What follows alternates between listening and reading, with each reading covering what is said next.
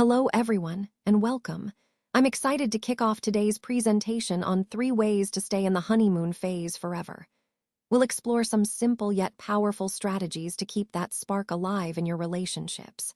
Over the next few minutes, I'll share practical tips that you can start using right away. Let's get started. Let's talk about the truth behind the honeymoon phase. Now, many of us think of this as that exciting, almost intoxicating period at the beginning of a relationship. It's when everything feels new, passionate, and full of energy. We tend to believe that this feeling is temporary, that it will fade over time as the initial spark dies out. But here's the interesting part. Modern psychology, relationship research, and emotional intelligence all suggest a different story. They show us that the honeymoon phase doesn't have to be fleeting. In fact, it can last much longer than you might expect, indefinitely, even if you learn how to nurture and sustain it. So, understanding this can really change how we approach relationships, making that initial excitement something we can maintain rather than just wait to lose. Let's explore the 3 powerful pillars that can help us maintain that special connection. First, we have emotional depth. This is about going beyond surface-level attraction and truly understanding each other's inner worlds. It's about connecting on a deeper emotional level that sustains love over time. Next, we have vulnerability and self-awareness. These are our secret strengths. Being open and honest about our feelings and understanding ourselves better creates trust and intimacy. Finally, there's emotional regulation. This pillar is about keeping love alive through stability. Managing our emotions effectively helps us navigate challenges and keeps the relationship grounded. Together, these 3 pillars form a solid foundation that supports a lasting, fulfilling relationship, helping us stay in that honeymoon phase not just temporarily, but forever. When we talk about emotional depth, we're really going beyond the surface-level attraction that many men are often conditioned to pursue. You see, a lot of us grow up believing that success equals happiness. Things like money, status, or physical appearance are the keys to winning love and admiration. And while these external markers might get someone's attention initially, they rarely create lasting intimacy or genuine connection. What women truly crave, what really builds a strong, meaningful relationship, is emotional depth. It's about being able to connect on a deeper level, to share your feelings, your vulnerabilities, and to truly understand each other. This kind of connection isn't superficial. It's the foundation for a relationship that can withstand challenges over time.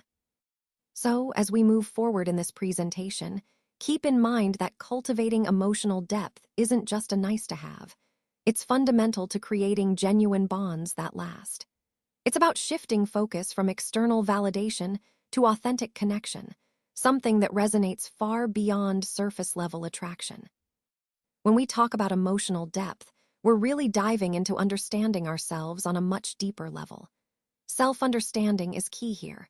It's about being able to recognize and connect with your own feelings, understanding what they mean, and then communicating them clearly to others.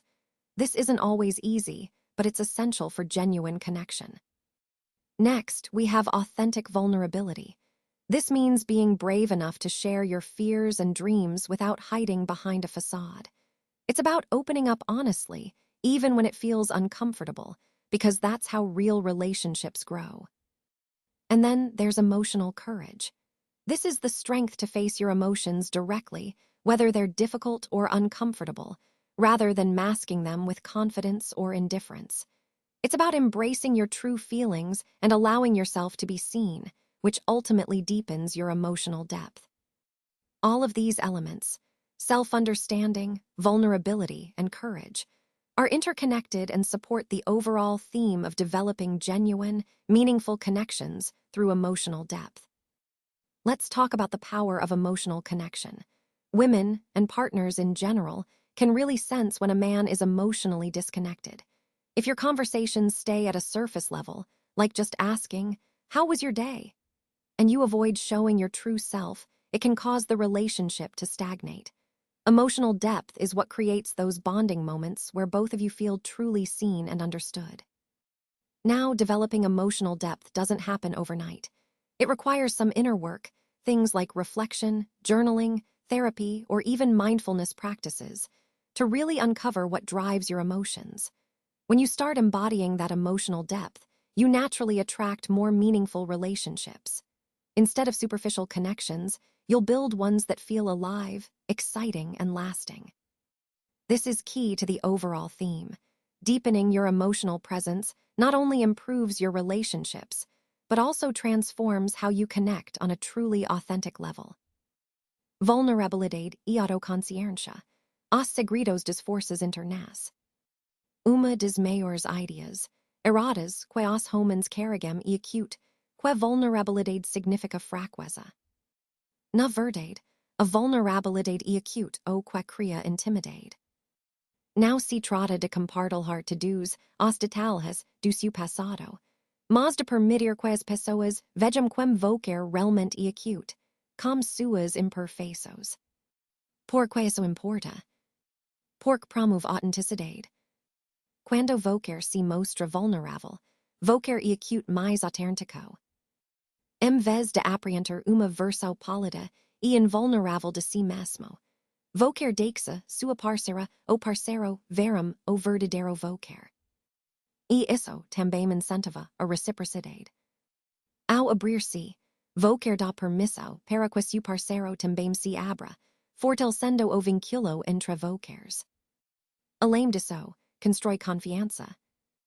Os relacionamentos prosperam quando ambos sabem que podem ser eles mesmos, sem medo de julgamento. Agora, junto com vulnerabilidade, vem a autoconsciência. Sem ela, ficamos no piloto automático, regindo as situações e relacionamentos sem clareza. Autoconsciência envolve fazer perguntas difíceis, mas que podem transformar sua percepção, como: como sou eu por baixo das minhas conquistas? Quais histórias tenho contado sobre meu valor? Por que emoções como raiva, ciúmes ou medo continuam surgindo, e o que elas tentam me ensinar? Ao desenvolver essa consciência, vocar deixa de depender de validação externa. Carinho, curtidas nas redes sociais ou marcos, na carreira não vai mais definir seu valor. Vocar começa a validar a si mesmo, o que te deixa emocionalmente mais equilibrado e mais atraente para a pessoa certa. Now let's talk about emotional regulation, keeping love alive through stability. Passion itself doesn't just disappear, it's often drowned out by poor emotional regulation.